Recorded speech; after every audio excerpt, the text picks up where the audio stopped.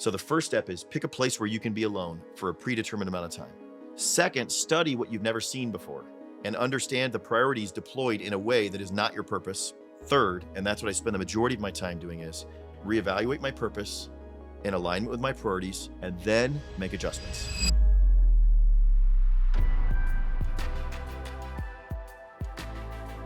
Welcome back to ReedFlections, a podcast on life, leadership, and learning. I'm Art Calderon, and thank you for joining us. I'm here with Reed Nyffeler. Reed is a CEO of a growing company. It's a franchise global company.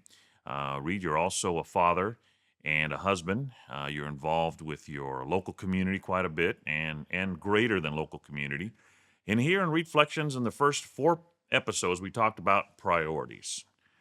Then 5 through 9, we talked about habits. 10 through 13, know your purpose, right? Now we're beginning your journey of living your life on purpose, right? So we're getting a little more into the weeds here. And we're here at episode 16, if you can believe it. Annual checkpoints. Annual checkpoints. Tell us about your approach for an annual checkpoint toward your 5-year milestone. We talked about 5-year milestone on the last podcast. Now tell us about these annual checkpoints. What does that look like? So first of all, this is where it gets really, really practical, right? Is when we're starting to apply it. And as we get tighter and tighter to the time frames, it becomes even more practical, right? Because we can think back a year ago, right? In fact, I have 4 children, and each and every year you'd go in for a checkup, right? And that's your annual checkup. And so each and every year as we did the checkup, we would go and see their height and their weight. Right. And then you would compare that against their siblings. Are they faster? Are they smaller? Yeah, they all want to know. And so we're used to annual checkups. Right. And then we look at even in a grade school, right, scenario going forward. And so as I look at an annual checkup, I thought, why did we stop doing that height and weight check when we, get to our adult lives? Right? I mean, we graduate high school and there's no physical needed to go into the next stage of life. And so we stopped doing that. And so I started doing an annual checkup personally when I was in college for myself. My birthday happens to be right around the beginning of the year. And I thought this is a good time to do an annual inventory. It's a date that I'll always remember. It's somewhere that we, usually encapsulate in the form of a picture or an experience or even who's around us. Right? So it gives you a picture of who's around you, what you're doing, and ultimately what impact are you having in your purpose each and every year. And so for me, and for many of you, it might make sense to do that around your birthday because that is something you won't forget, right? You'll remember, and it's truly a annual time around the world or around the sun checkpoint for each and every one. And so that is really when the first thing is scheduled when you're going to have that checkup, right? Because I'll use an analogy why. So all of us need to go to the dentist each year. And so from the beginning of time, my dentist was like, would you like to schedule your next appointment? And they're doing that 6 months in advance, right? You go twice a year. Now, if you say, no, I'll call back later. What percentage of those people call back in 6 months and say, hey, can I have my appointment? And it's exactly 6 months that aligns with your insurance, or you schedule in advance. Same thing applies here. If we schedule that checkpoint in advance, just like a dentist appointment, we know when it is, and we'll get that reminder. Hey, you have I do. It's this week, right? And they're confirming with us in advance, much like having a checkpoint. So we want to set that checkpoint well in advance, not do it as like, I really need to reset my life, right? I see people do, I'm at a point that I just got to take inventory and everything else, right? And that's where that checkpoint should be pre-scheduled. That's the first step. And it's pre-scheduled with a date and pre-scheduled with an objective and a plan. Right, not just when you feel like it, but not when you feel I like have this checkpoint on this date. For me, it's around my birthday. In our case, I've adjusted that slightly. We have an annual convention, and I always go the week after. And the convention is about, generally speaking, 5 to 7 days after my birthday, and I'm usually within 14 days after that doing my checkpoint. It's just what works for me because, birthdays can be, any day of the week. I particularly prefer to do it on a Monday, Tuesday, Wednesday, Thursday, kind of a Tuesday, Wednesday, Thursday, traveling there on a Monday night or Tuesday morning. And then we have a structure for that, right? And so this is developed over years, but ultimately what's the structure? First of all, when I do it, I pick somewhere I've never been before because we can get so caught up in the day-to-day lives of what we're doing and in noise and not alone that we can't even think, right? There's just inundated with information and all these things that are there. So you're saying for your annual checkup, you go physically alone to a place. And a place I've never been. Those are the 2 criteria. Alone and a place I've never been. Now, for some of you, may go back to a place you've been before, but I'll tell you why I go somewhere I've never been. And ultimately, alone is critical because there's so much noise. They'll interrupt our ability to truly evaluate. And so to me, if anything, and maybe you can't feasibly go somewhere, but you can be alone, right? I trust that you can find a place to be alone. And so that's the way then I can set aside time, and those blocks of times are working through certain things. And so in my case, it takes about 2 to 3 days. And so the first thing that I'm doing is I am going back to my purpose statement to say, reread that, refocus on it, and recognize, okay, this is my purpose statement. We can get caught up in all the day-to-day activities and forget our purpose, right? So I always revisit that. And I never, if you know me, I never take notes on anything. The only thing I document is my notes from that particular time and date. I date and time, and I actually go on 2 vision trips a year in my case. And I time and date stamp that in association with my priorities. In fact, I have it articulated in a journal I offer at the convention, and it literally will walk through many of the priorities that I'm referring to here around faith, family, and business. And ultimately, how I see that kind of crafting together, and you can see that storyline build. No different than that doctor, or maybe at your family, put a little mark each and every notch, and you can see the progression. That's what I'm doing with this story. I'm seeing progression towards my milestone and ultimately vision, right? Just like a doctor or a little mark on the wall that showed your progression. You say, hey, last year at this time, you're this tall. Now you're this tall. And so that's where I go there. So now, why do I pick another market? We'll start with that, and then we'll talk about Another what? a market I've never been to, a new market. And so why do I pick a new market?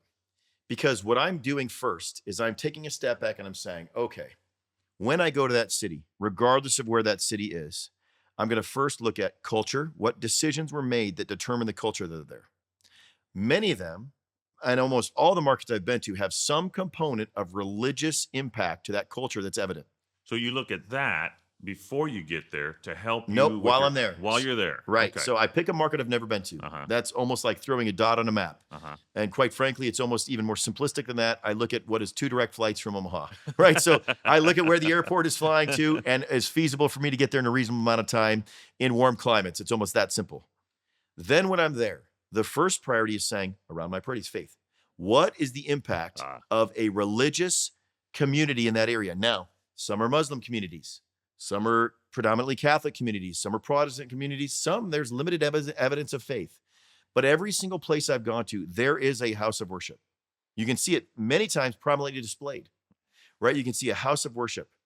Then, knowing that's largely the center of culture, or where established culture was based, then you see what kind of grew out of there.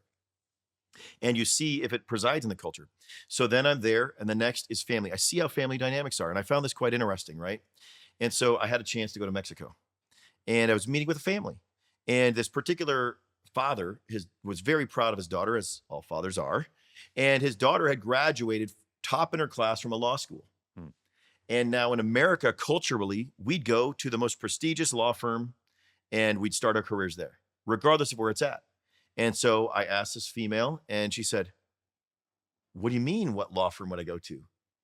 I said, yeah, like in America, you'd go to the most prestigious law firm. I mean, you're top of your class, and you pass the equivalent of the LSAT, and you pass the bar exam, and et cetera, et cetera. Which law firm were you going to go for? She was the one closest to home.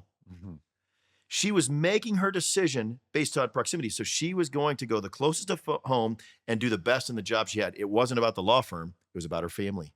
But then I realized, no, it's cultural. That it was not a matter of economics. It was a matter of culture. And so why is that relevant? First, faith. What faith drives culture? Second, what family choices? My second priority. Third, work.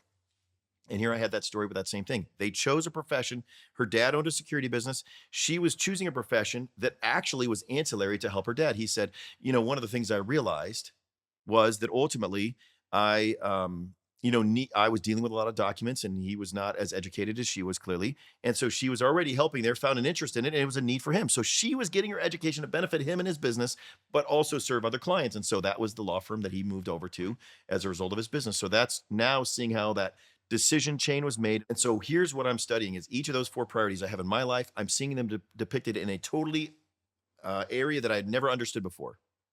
So instead of looking at it purely ethnocentrically, that only gives me my vantage point of my priorities and how I'm living them out. However, when I see someone else's purpose statement that's infused by the same 4 priorities in another culture, and it varies across the globe, and quite frankly, by different cities and different cultures, right? A particular Mexico City, which is where I was at the time, and I've been to other parts of Mexico, is different than, say, Cabo San Lucas, right? It's like New York City is different from Omaha. That's exactly right. So I studied the culture in each of those markets and how that was changed, right? Who Mhm. settled there and what effective culture was otherwise there. Why? Because that gives me a secondary vantage point as to how to have that annual checkup for my life. Because if I'm only looking at my life, I'm always going to give myself the best grade. It's said that 85% of people believe they're above average. Now, I'm not a mathematician, Yeah. but I think probably 35% of them are wrong, right? Because 50% should be above average, 50% are below average. Right. So I realize in my checkup, if I'm not going to do an appropriate framework, I'm doing myself and my purpose a disservice. So when I go to these other cultures, I first study the culture in those four categories. And I just to see, is this a culture that these people enjoy? Is this the outcome? Is this the legacy? Is this the life they enjoy? And it really gave me a new understanding of why there's immigrants. I told my immigrant stories that are here. Why did people want to immigrate to America? Because quite frankly, as I travel different countries all across the world, and certainly in America, we have our challenges. But comparatively, the challenges here in America are in many cases less than you're going to experience in most of the world. Just challenges in general or The some challenges specific to challenges? live and sustain a lifestyle, whether that's political challenges, meaning you're oppressed to start a business in many countries. They tell me about those stories. Whether it's economic challenges, there's really not enough jobs to provide for those things. Whether it's religious challenges and persecution that's otherwise there. Whether that's availability of resources, land, like my immigrants' families came here because all those other things existed there. And those are the things that we have less of those as barriers in America, which is why people want to come here.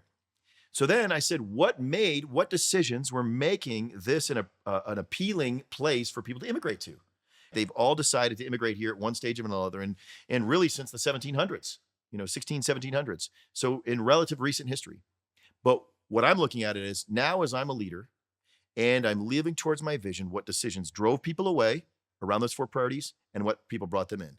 The generations ahead would be making a similar decision. If I then now apply that in life, let's go to my priorities. Faith is my first priority. What decisions am I making to misrepresent my faith that would drive other people away?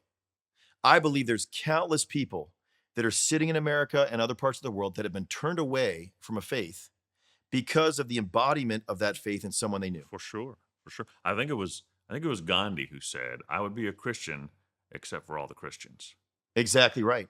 So that's my first criteria. Am I helping others with regard to my faith that is drawing them to my purpose or away from my purpose? Mhm. I study that in the culture, right? There's these beautiful churches that are largely uninhabited with huge, pews filled, but they have one service a week, right? And literally millions of people, and there's what would be, it's just irreplaceable churches Mhm. that are empty.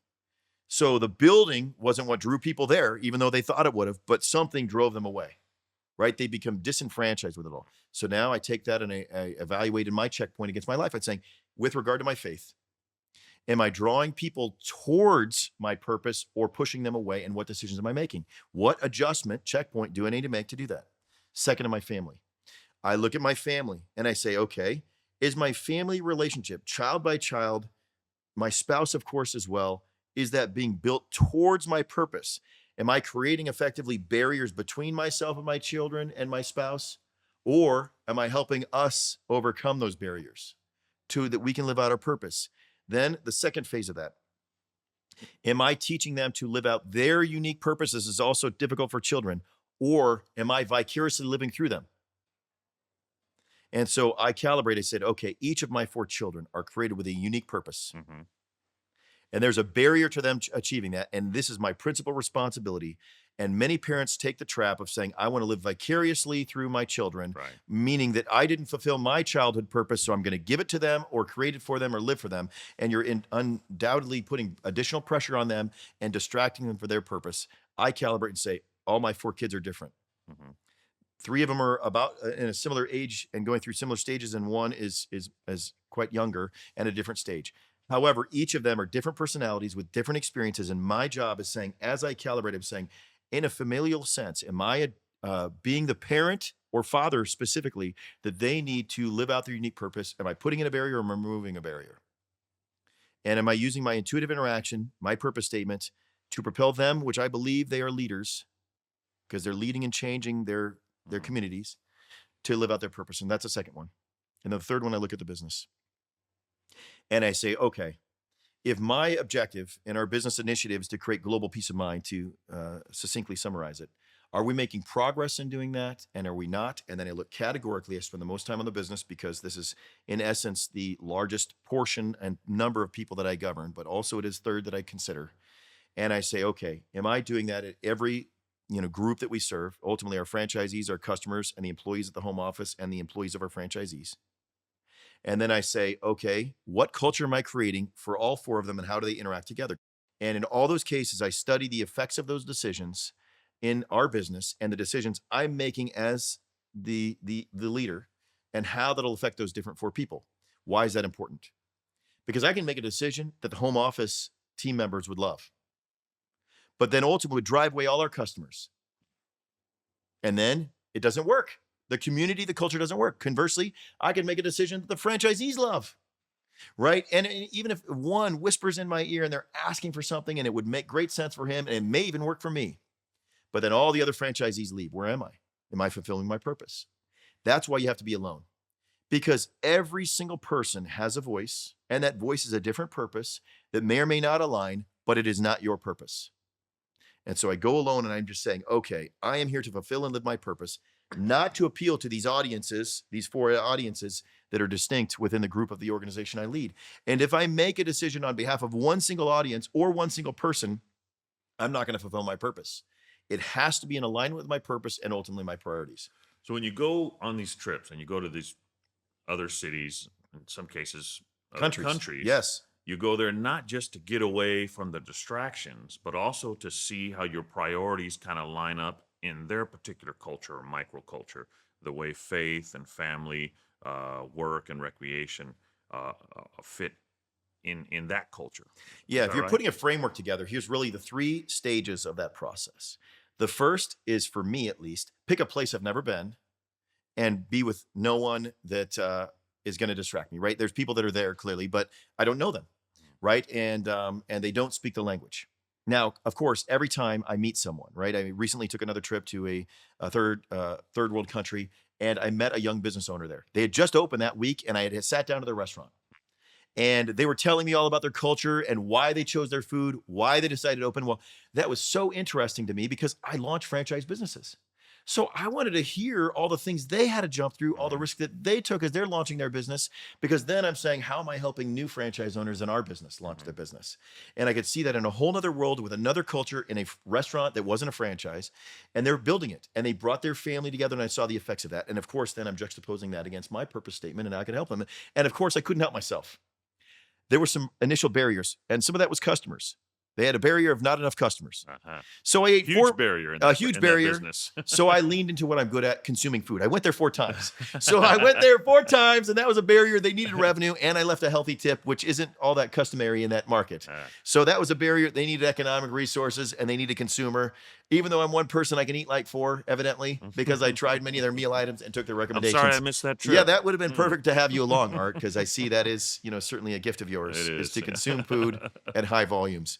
But ultimately, I was already there because that was a barrier. I could clearly see they were at financial duress stage because they just opened and there was only 2 or 3 other tables at this place.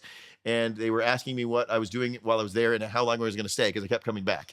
So ultimately, that was my goal there as I interacted with them. And that showed me that, hey, even as a small business owner in our brand, right, they're having the same doubts and fears and insecurities. And so how can I help them at an early stage? Just like that was 1 week had just opened. And they had passion for the business. They chose the colors, they chose the design, they chose the menu. One guy was a chef, his brother was the host, and the other friend was an owner. And it's a familial piece, right? And I saw that and it infused my decisions that ultimately can build a culture that infuses that. And so those are the things that I learned there. So the first thing is pick a place you can be by yourself. Second, study the culture, just like I gave you the second analogy. And then third, apply to our priorities in life. That's a third step. So the first step is pick a place you've never been before for my sake, and a place where you can be alone for a predetermined amount of time. Second, study what you've never seen before and understand the priorities deployed in a way that is not your purpose. Third, and that's what I spend the majority of my time doing, is reevaluate my purpose in alignment with my priorities and then make adjustments.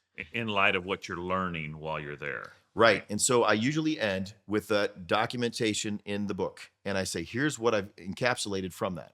and I've taken all this information, and here's how I intend, projecting forward, how I'm going to live, right? As much as we reflect back, and that's what I'm largely doing for that period of time, and looking at the present, ultimately what I'm doing is projecting forward. And that's going to lead to the subsequent podcast where we talk about now that clarifies my quarterly objectives. This is that transition from a Your milestone. quarterly. Correct. Oh, so So you're the next step is narrowing it quarterly. down That's even right. more. Okay.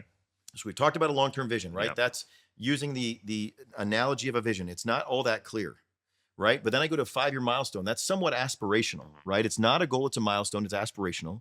Then I do a checkpoint. I say, where am I at today? And now I can make adjustments because I get a little bit closer. Then ultimately, as I get to a quarterly objective, that's clear. That's becoming more clear. What I want to do in the next 90 days. Many of us live life in seasons anyways. And we'll talk about that on the next podcast. But many of us live life in seasons, and we can see a quarter or 90 days ahead. And we're going to prepare for that out of this annual checkup. Now, as we know, we've talked about this before. Life doesn't always go according to plan. Right. In fact, rarely does. So, what can people do to prepare themselves? Maybe they're doing an annual. Maybe they have their milestone, their 5-year. They're doing an annual checkup, but changes are going to come. How do you keep focused in the midst of those changes? Yeah, and that's where this adjustment period is so critical, right? Because if we look year by year, our adjustments are there. Now, some people have to adjust their belt a loop or two, right? That's an adjustment, clearly, Yeah. right? That Yeah, happens to yeah. some of us, You just right? get a Depending on knife which and you direction. just put another hole That's in right. it. You can adjust Not up that and down, hard. right? Some of people adjust a wardrobe, but ultimately, sometimes that adjustment, all that, not that much, right? Yeah. I mean, ultimately, I lived in the same house for 20 years. That's not a material adjustment of where we lived. Everybody knew how to drive to school and to work and et cetera, et cetera. And sometimes we make a move, right?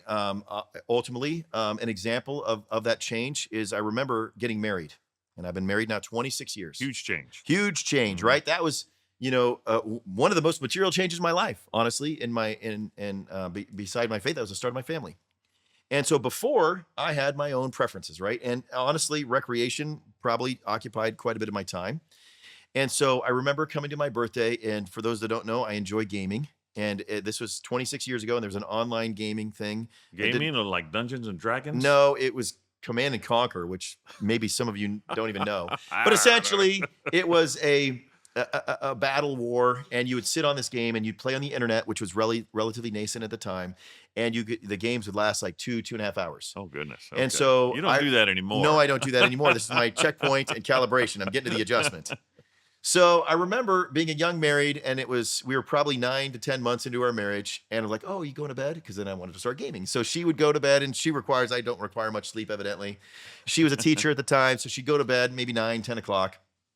And so then I'd get on this forum and begin dominating, quite frankly. I was ranked in the Of top 100. I have course. to take Oh. I was in the top 100 in the globe out of Yes. 10,000 people. A regular Napoleon. What really was, and it's strategy. And I've always used that recreation as a way to kind of disconnect and then, engage the self-conscious or the subconscious mind at the same time. So here I'm gaming, and I'm just dominating all these opponents.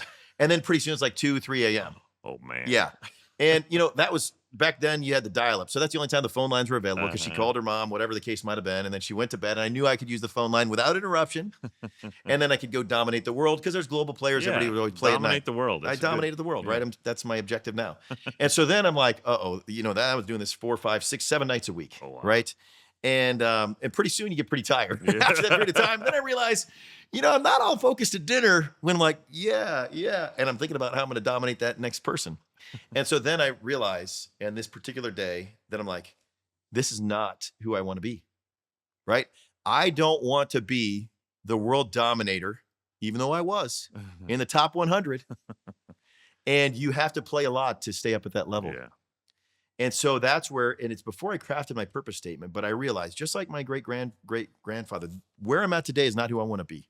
Got to pivot. And so even if I haven't clarified my purpose statement, even if I haven't gotten my 5-year milestone, on my annual checkup, I knew I was not going the direction I wanted to go. And so that required an adjustment. And so, as many of you, I knew that I had to, one, tell my wife that I was going to make this change, got to publicly pronounce my change. Oh, that's significant, right? And then 2, they were on CD-ROM. This is how long ago this was. I destroyed the CD-ROMs. Oh, because no. I knew I'd be like, what else am I going to do? Watch TV or whatever else? Yeah. So we have to make a commitment to that adjustment. That's what I did at that time. And so then it was at that time that I decided, you know what? This is not who I want to be. And we lived in an apartment at the time, and I just destroyed that CD-ROM. And I decided that, you know what, I'm going to invest in my priorities. And again, I was using that time towards faith, family, work. Had made progress in my career, and recreation was fourth. And I remembered that I had my priorities at the time, Mhm. so I leaned into those priorities a little bit. Because my schedule had changed, I became married. Recreation was not as available in the time, and I Right, reinvested right, my right, priorities as right, I had a full-time job. right, I couldn't live that college life as a young married. And so right. that's an example of an adjustment. And when we make that adjustment, we need to make sure we communicate it and commit to it. And that's what I was doing. I communicated to the most important person in my life, my Uh-huh, wife. uh-huh. And then I destroyed that CD-ROM so that I didn't have the subsequent temptation to go back to it. And then, you know, began to get back on track to live my life on purpose. Those are things that changed. It was a choice I made to get married, and that's a choice I made to make a change as I Right, did my annual checkup. right. Wow. Annual checkups, an important part of working towards a milestone, a 5-year milestone is annual checkups. And while you do that, sometimes you have to make changes. Some of those changes can be difficult. Sometimes you got to throw away the CD-ROM and not not stay up playing Conquering the World for the rest of the evening. Thank you very much, Reed, for sharing with us. Again, it's been valuable. And thank you, listeners. We ask you to share the podcast with your friends. Love to hear more. Love to have some comments. Next time, we're going to talk about quarterly calibration. We're narrowing it down, right? We start up here. We did milestones. Today, we talked about annual checkups. Next time, quarterly calibrations, how to calibrate every 90 days. My name is Art Calderon. Until then, be purposeful. So many of you now, in this final word, you're stuck somewhere. And this is the most tangible and practical. You probably have a birthday each and every year that you can reflect forward and look backwards. Whether it's social media with a time hop and you look back and you look at that picture and you are not who you want to be. I may have lost you when you crafted a purpose statement that's not for you. You may not be able to see a long term vision for your life or a 5-year milestone, but there's one thing you do know, that where you are at now is not where you want to be. And just like in my life, where I evaluated the decisions I made and the position I was in, I knew that's not who I wanted to be well before I crafted a statement. So today, make a decision to not be that person. That is the first step towards your purpose, is decide today that you're not living your purpose, even though you don't know what it is, and communicate that to someone else that can help hold you accountable. In my case, it was my wife, and commit to it. Today, communicate and commit that today, the person you are today is not who you want to be. And as you're building your purpose statement, it will not be who you are today. Communicate, I don't want to be who I am today, and commit to your future. And that will be the start of living a life on purpose.